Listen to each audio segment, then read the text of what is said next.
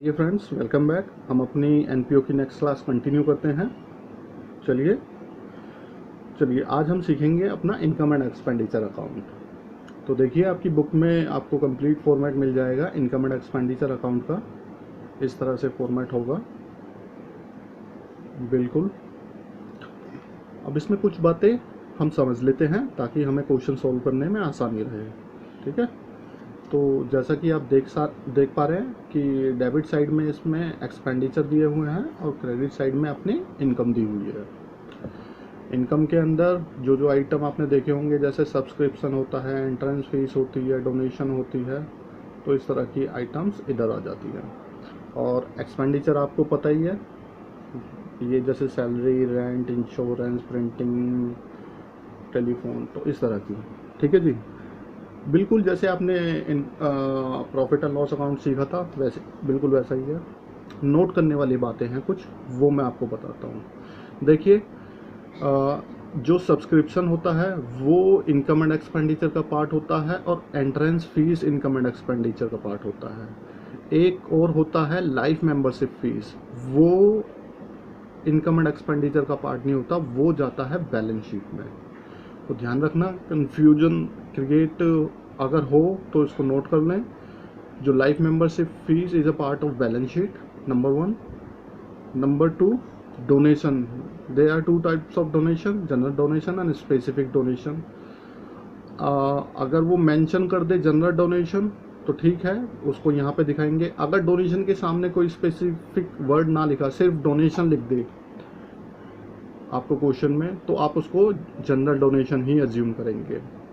Specific donation का मतलब होता है जो किसी स्पेसिफिक पर्पस के लिए दी होती है, जैसे कि मैच के लिए दे दे, फॉर स्पोर्ट्स फंड डोनेशन, इस तरह से। मतलब कोई जो एक्टिविटी है, किसी एक्टिविटी से रिलेटेड अगर कोई डोनेशन देता है तो समझ लीजिए वो स्पेसिफिक डोनेशन है और वो जाती है बैलेंस शीट के अंदर। आपको याद है हमने किया था फंड बेस अकाउंटिंग। हाँ, कुछ कुछ उसी के जैसा ट्रीटमेंट होगा कि वो डोनेशन वहाँ पे जाएगी, उससे रिलेटेड एक्सपेंसेस उसमें से माइनस हो जाएंगे, बस। ठीक है जी, आगे लेगेसी डोनेशन। एक लेगेसी होती है जो in the event of a death of a person, अगर कोई पर्सन अपनी विलफुली किसी एनपीओ को अपनी प्रॉपर्टी डोनेट कर देता है तो उसको लेगेसी बोलते हैं।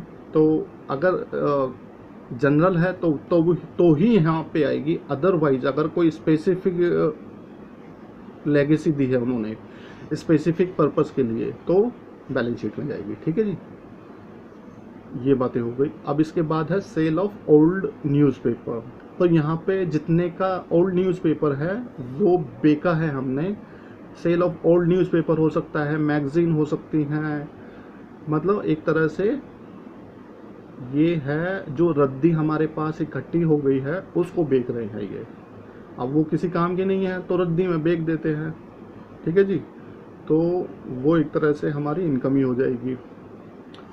अच्छा, ये अगला पॉइंट है profit on sale of fix assets. यहाँ पे आपको फिक्स असेट्स अगर कोई सेल हुई है तो उसका प्रॉफिट ही लिखना है, ना कि, ध्यान रखना, ना कि उसका सेलिंग प्राइस लिख दें आप यहाँ पर। यहाँ पे तो ओल्ड न्यूज़पेपर का सेलिंग प्राइस ही लिखना है, लेकिन यहाँ पे फिक्स असेट सेल हुई है तो उसके ऊपर जो प्रॉफिट हुआ है वो निकाल के लिखना है। दोनों में फ़र्क है। ठीक है जी, और इस तरफ अपने एक्सपेंडिचर हैं सभी, होनरेरियम, टेलीफोन। अच्छा, इसमें नोट करने वाली एक और बात है कि जैसे in receipt and payment account के अंदर सिर्फ जो पेमेंट की जा रही थी वो ही, या रिसिप्ट हो रही थी ड्यूरिंग द ईयर, वो ही हम एंट्री ले रहे थे, लेकिन इसके अंदर हम एक्रूवल बेसिस पे करते हैं, यानी कि पेड प्लस पेएबल या रिसीव्ड प्लस रिसीवेबल।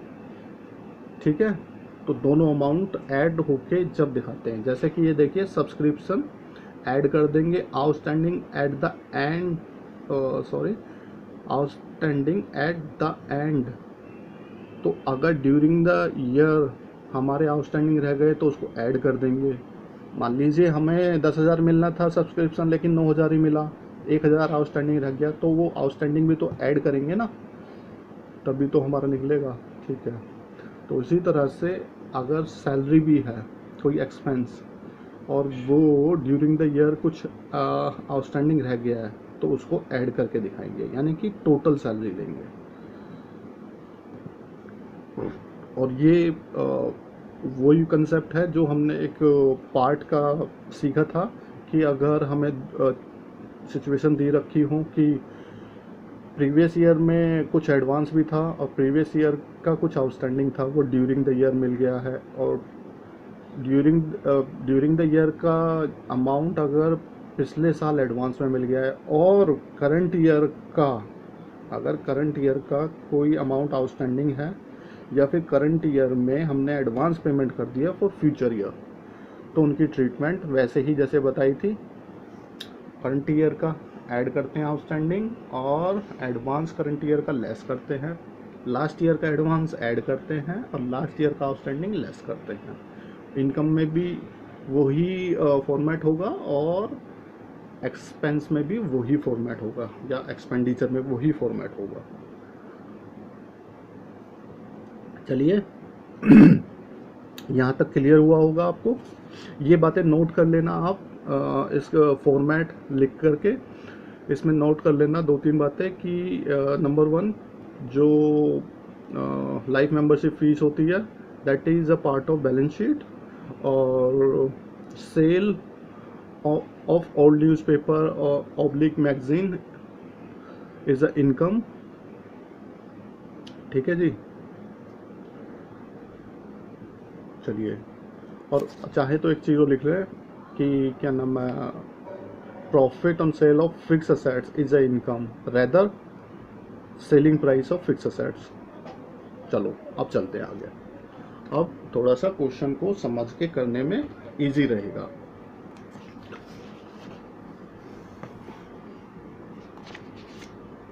क्वेश्चन निकाल लीजिए आप, क्वेश्चन है अपना 42। तो हम क्वेश्चन 42 देखेंगे पहले, और उसके बाद आगे चलेंगे। देख पा रहे हैं आप जी? मैं आपके लिए रीड आउट कर देता हूँ। Following is the receipt and payment account of UB40 club for the year ended 31 मार्च 2020।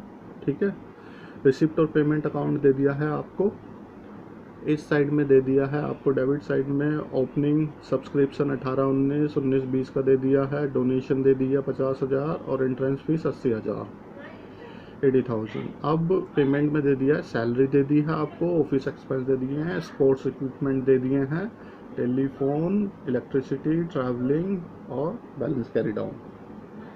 अब थोड़ी सी एडजस्टमेंट इसके साथ एडिशनल इन्फॉर्मेशन दी है, वो देख लेते हैं क्या बोल रहे हैं। वो हैं कि additional information number 1, outstanding subscription for the year ended 31 मार्च, यानी कि ड्यूरिंग द ईयर का आउटस्टैंडिंग कितना रह गया सब्सक्रिप्शन 55,000।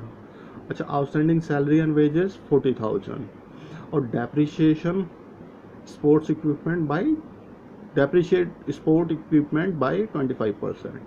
अब आपको बोला है इनकम एंड एक्सपेंडिचर अकाउंट बनाने के लिए। चलिए अब हम क्या करते हैं, क्वेश्चन को करना शुरू करते हैं। आ जाइए। देखो, जब भी एडिशनल इन्फॉर्मेशन के साथ क्वेश्चन दिया होता है ना, तो मैं क्या करता हूँ कि सबसे पहले जो एडिशनल इन्फॉर्मेशन जो होती है ना, उसकी एडजस्टमेंट को ख़त्म कर लेता हूँ मैं, ताकि कोई एडिशनल इन्फॉर्मेशन छूट ना जाए। ठीक है जी।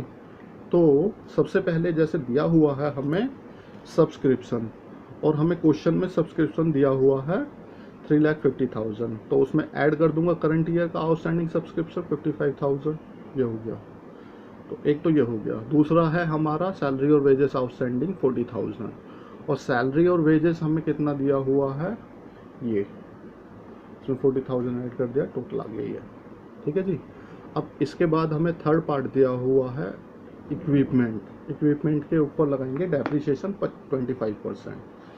तो इक्विपमेंट की वैल्यू हम देखेंगे कितनी है। इक्विपमेंट की वैल्यू हमें दी हुई है, स्पोर्ट्स इक्विपमेंट 3,40,000। 3,40,000 के ऊपर अगर हम 25% निकालेंगे तो हमारा आ जाएगा ये। ठीक है जी। अब ये तीनों एडजस्टमेंट ख़त्म हो गई और हम करते हैं आगे एक साइड से सॉल्व करना। जैसे इनकम की साइड से हम उठा लेते हैं अब इनकम वाले पार्ट को। तो सब्सक्रिप्शन तो ख़त्म हो गया, डोनेशन 50,000 और एंट्रेंस फीस 80,000। ठीक है जी, ये पार्ट भी ख़त्म हो गया। अब देखते हैं एक्सपेंडिचर। अब सैलरी और वेजेस हो गया, ऑफिस एक्सपेंसेस 35,000 ये पुट कर दिया हमने। चलो जी, और स्पोर्ट्स इक्विपमेंट हो गया, उसके ऊपर डेप्रिसिएशन ले लिया हमने। देखिए कभी कभी स्पोर्ट इक्विपमेंट के ऊपर हमें डेप्रिसिएशन निकालना पड़ सकता है और कभी कभी हमें स्पोर्ट इक्विपमेंट के ऊपर स्पोर्ट इक्विपमेंट कंज्यूम्ड निकालना पड़ सकता है। हाँ, तो इसमें डिफरेंस क्या है कि अगर कोई क्लब ज़्यादा बड़ा नहीं है, छोटा है, मतलब ये टेक्निकल चीज़ है कि अगर छोटा क्लब है और उसका मेन फोकस उसके ऊपर है, स्पोर्ट के ऊपर, तो वो अपने लिए छोटे मोटे स्पोर्ट्स आइटम खरीद के रखता है और उनकी वैल्यू धीरे धीरे ख़त्म होती रहती है। तो अगर कम आइटम है तो उसमें कंज्यूम निकालते हैं। हाँ, अगर स्पोर्ट मटेरियल जो है इतना ज़्यादा है तो उसके ऊपर वो निकालते हैं फिर डेप्रिसिएशन। खैर, हमें तो उसके अकॉर्डिंग चलना है जो क्वेश्चन में दिया हुआ है, बस ये आपको ध्यान रखना है। आगे इसमें दिया हुआ था स्पोर्ट इक्विपमेंट के ऊपर डेप्रिसिएशन निकाल लिया, फिर हमें दिया हुआ टेलीफोन चार्जेस, फिर इलेक्ट्रिसिटी चार्जेस, फिर ट्रैवलिंग एक्सपेंसेस, बस यहाँ तक दिया हुआ था। अब हम क्वेश्चन को सॉल्यूशन को कर लेंगे बैलेंस, लेजर को बैलेंस करेंगे। ये निकाल हमने इसको टोटल कर दिया और इसमें से ये वाली फिगरें हमने एक्सपेंडिचर माइनस कर दिया, तो हमारा आ गया सरप्लस। हम यहाँ पे प्रॉफिट नहीं लिखते, लिखते हैं surplus, that is excess of income over expenditure. Expense नहीं है ये, एक्सपेंडिचर है, बैलेंसिंग फिगर है 94,000। यही आपका फाइनल आंसर है। ठीक है जी, चलिए आगे चलते हुए अब देखेंगे हम क्वेश्चन नंबर अपना 44। क्वेश्चन 44 को एक बार आप देखिए, सॉल्व करने का ट्राई कीजिए। मैं इसका सॉल्यूशन अपने हैंड पे देख लेता हूँ। ये ठीक है जी, चलिए इस बार मैं रीड आउट नहीं कर रहा हूँ, आप खुद से कीजिए।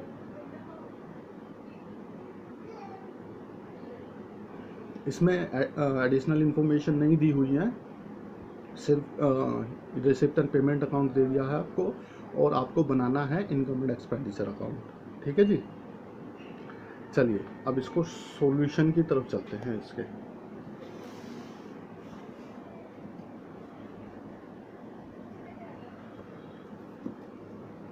आ जाइए। सबसे पहले इनकम वाली जो साइड है वो उठा लेते हैं। इनकम वाली साइड में हमें दिया हुआ है एंट्रेंस फीस, अब 18-19 और 19-20 की। अच्छा, जब ये रिसिप्ट एंड पेमेंट में 18-19 19-20 बोले तो इसका मतलब क्या है? इसका मतलब है कि 18-19 में जो आउटस्टैंडिंग था उसका इतना वाला अमाउंट जो सामने दिया हुआ है 10,000 वो मिल गया है, और 19-20 का हमें 50,000 मिला है, तो हम 19-20 का लेंगे। ठीक है जी, एंट्रेंस फीस 50,000। फिर सब्सक्रिप्शन दिया हुआ है हमें, सब्सक्रिप्शन 3 पार्ट में दिया हुआ है, 18-19 19-20 20-21, 10,000 90,000 और 5,000। तो जो 19-20 का है वो 90,000 है और वो 90% है। इसका मतलब जितना रिसीव होना चाहिए उसका सिर्फ 90% ही 90,000 है, और बाकी क्या हुआ, यानी कि बाकी अभी आउटस्टैंडिंग है।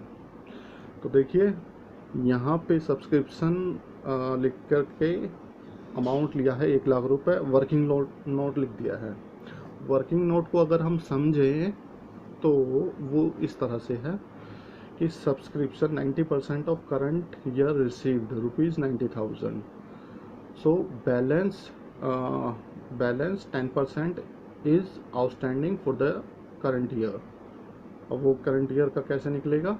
90,000 डिवाइडेड बाई 90% इंटू में 10% इज इक्वल टू 10,000. ये सोल्व करेंगे तो आपका आ जाएगा 10,000. ठीक है जी. अब टोटल सब्सक्रिप्शन रिसीवेबल कितना हो गया? 1 लाख. तो हमें तो टोटल लेना होता है, इसलिए हमने यहाँ पे 1 लाख दिखा दिया. आगे चलते हैं इनकम की साइड में. लाइफ मेंबरशिप फीस कहाँ दिखाएंगे?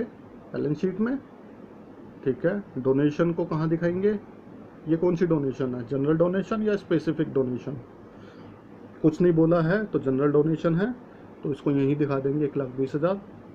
और फिर डोनेशन फॉर टूर्नामेंट. अब देखिए ये स्पेसिफिक डोनेशन हो गई, ये बोला है कि टूर्नामेंट के लिए है डोनेशन, तो टूर्नामेंट से ही इसको रिलेट करेंगे. और अच्छा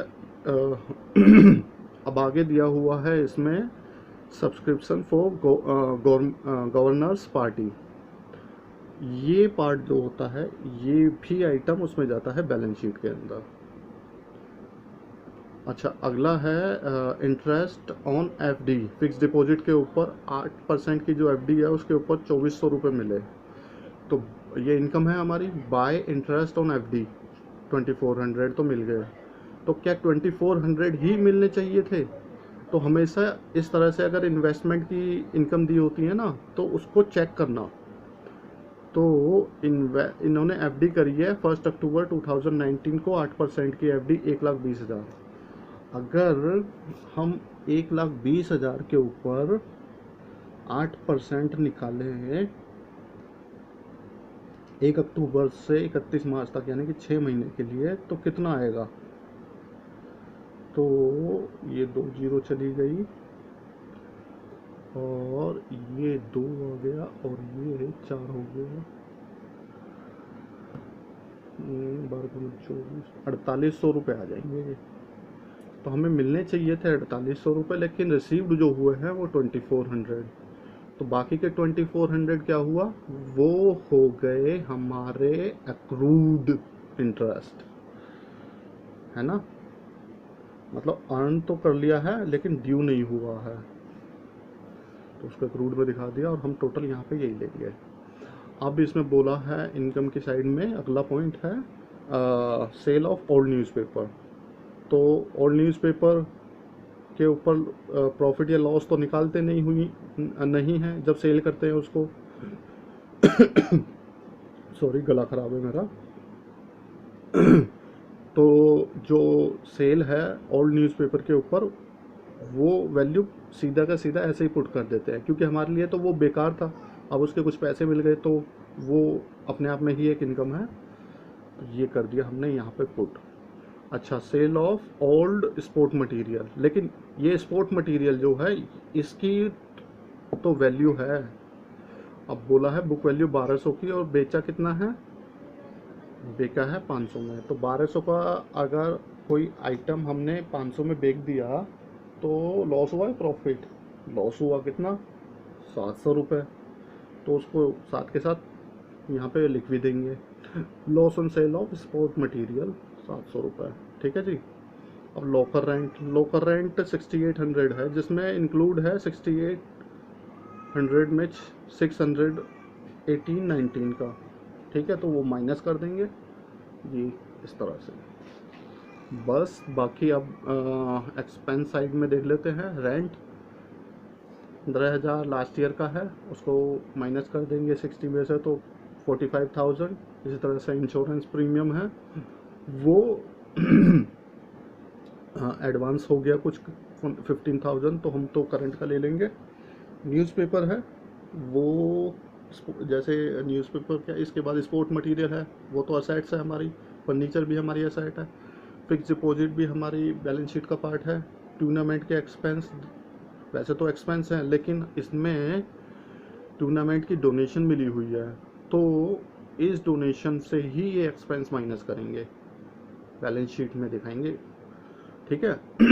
बुक्स है, बुक्स हमारी एसेट्स होती हैं. न्यूज़पेपर है, हाँ ये एक्सपेंस है, इसलिए अब आ गया आगे प्रिंटिंग एंड स्टेशनरी 19,000। बस अब इसको बैलेंस कर देंगे अकाउंट को और आंसर निकाल देंगे। जो आंसर आएगा आपका ये सरप्लस, एक्सेस ऑफ लिखना पूरा, excess of income over expenditure ₹1,70,600, इस तरह से। ठीक है जी, चलिए काफ़ी कुछ समझ में आया होगा आपको जी। अगर कोई आपको डाउट होता है या कोई ऐसा कंसेप्ट मेरे से मिस हो जाता है तो आप उसको पूछ सकते हो, या अगर कोई आप एडवांस अपने क्लास में चल रहे हो और वहाँ पे कोई एडवांस कंसेप्ट आपको परेशान कर रहा है तो वो भी आप मेरे से कमेंट करके पूछ सकते हैं जी। अभी हम अपनी क्लास यहीं पे ख़त्म करते हैं, तो मिलते हैं अपने नेक्स्ट क्लास के अंदर। Thank you.